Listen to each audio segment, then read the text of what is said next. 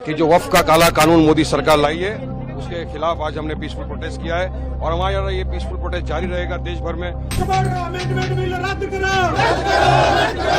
Article के ब्याह पे, कॉन्स्टिट्यूशन के ब्याह पे, आर्टिकल 19 के ब्याह पे अपना प्रोटेस्ट करना है, प्रोटेक्शन करना है। हमारा राइट है, बिल्कुल हमारे राइट को रोका जा रहा है। खत्म करो, खत्म करो, मुसलमानों के अत्याचार बंद करो।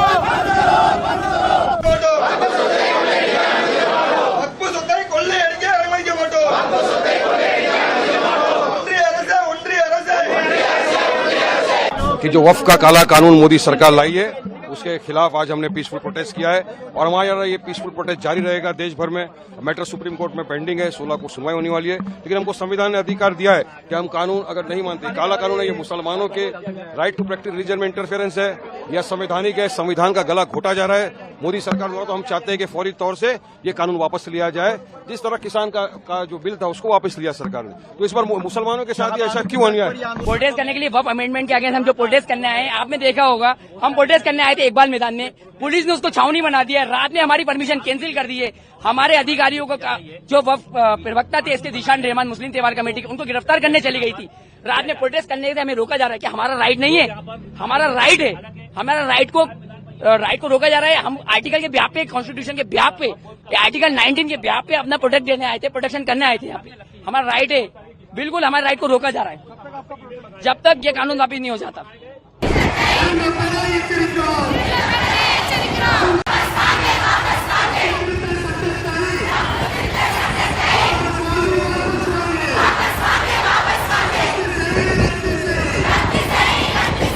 केंद्र सरकार की एक सोची समझी साजिश है, रणनीति है, चालाकी है कि कैसे न कैसे वक्फ की जितनी भी जायदाद है उसको अपने कब्जे में ले लिया जाए और मुसलमानों के हक जो भी है, जितने भी मंदिर, जितनी भी मस्जिद और कब्रिस्तान और जितनी भी वक्फ की प्रॉपर्टीज है उसको कैसे अपने कब्जे में लिया जाए।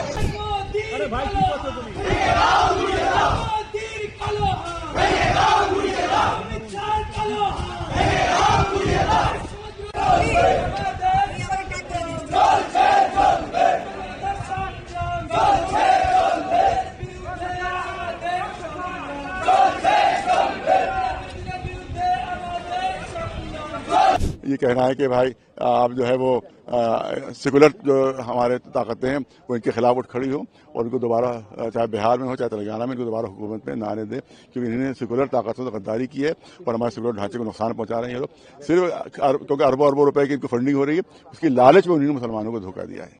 बिस्मिल्लाहिर्रहमानिर्रहीम।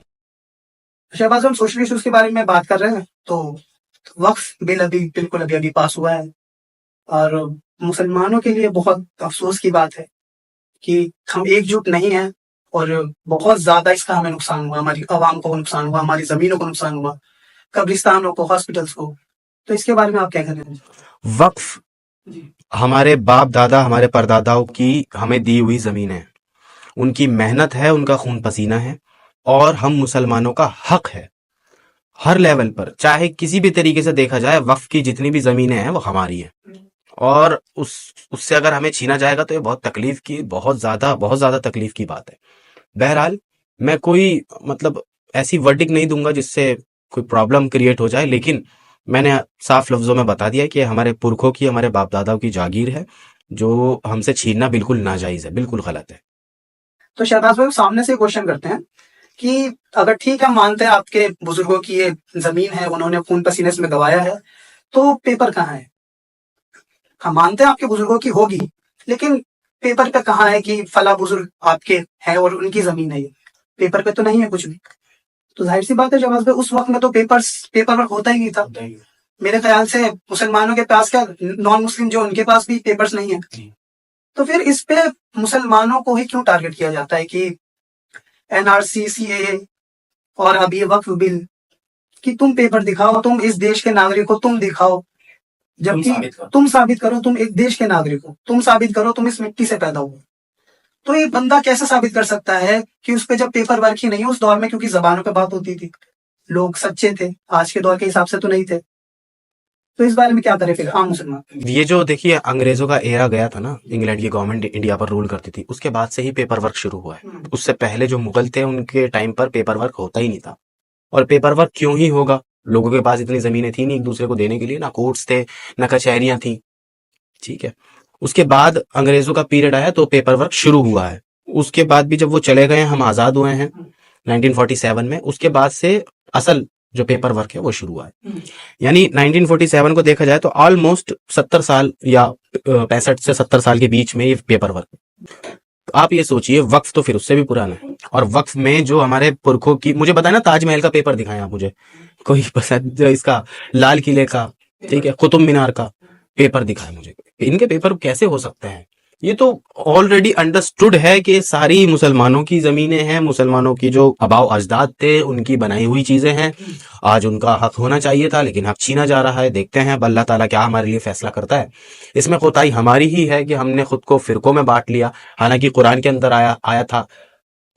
आया था कि अल्लाह की जो रस्सी है उसको मजबूती से थामो और फिरकों में मत बटो, वातसिमू बिहब्लिल्लाहि जमीअन वला तफर्रकू, फिरकों में मत बटो, और हम फिरकों में बट गए। तो फिरकों में बटने के बाद फिर जो फायदा उठाया जा रहा है वही ये फायदा है जो हमें दिखाई दे रहा है, वक्फ के नतीजे सामने आ रहे हैं। तो अल्लाह ताला से दुआ करें और जो हो सकता है वो करें। अल्लाह ताला हम मुसलमानों के हक में बेहतर फैसला अता फरमाए। अल्लाह ताला से दुआ है हमें कहने सुनने से ज्यादा अमल करने की तौफीक अता, आमीन। और हमारे इस मुल्क हिंदुस्तान को रेप जैसी बीमारी से, मर्ड जैसी बीमारी से महफूज फरमाए। सुभान अल्लाहि व बिहम्दिही, सुब्हानकल्लाहुम्मा व बिहम्दिका, व नशहदु अल्ला इलाहा इल्ला अंता, नस्तगफिरुका व नतूबु इलैक। सुब्हान रब्बिका रब्बिल इज्जति अम्मा यसिफून, व सलामुन अलल मुरसलीन, वल्हम्दुलिल्लाहि रब्बिल आलमीन।